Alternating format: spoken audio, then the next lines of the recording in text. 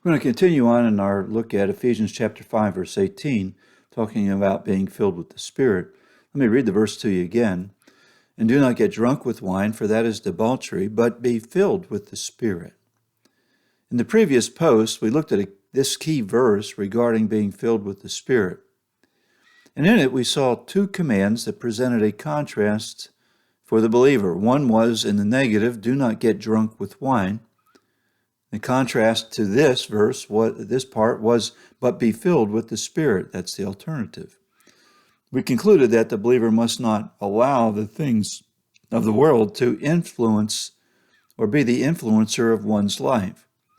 But in contrast, the believer is to be led by the Spirit. One of the difficulties that many believers have is to understand, well, how do I obey a command to do something that only Spirit can do in me?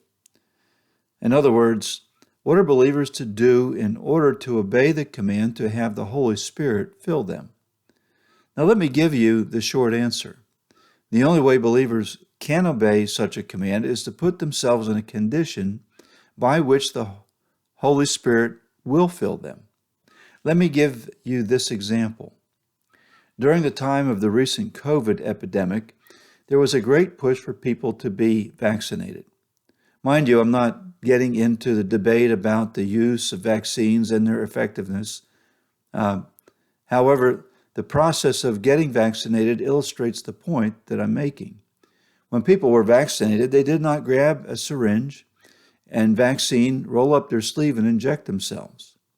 No, the process involved them putting themselves into a position by which they could be vaccinated. They went to a clinic. They filled out some paperwork.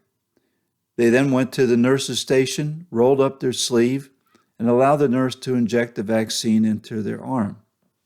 It is the same way with being filled with the Spirit.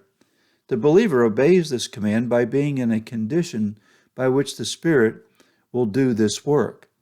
The believer must seek to be in such a state as to yield to the Spirit's work of filling. Schaeffer presented three conditions essential for believers to be filled with the Spirit.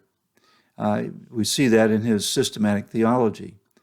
And these essential conditions are these. The first one is found in 1 Thessalonians 5:19, quench not the Spirit. The next one in Ephesians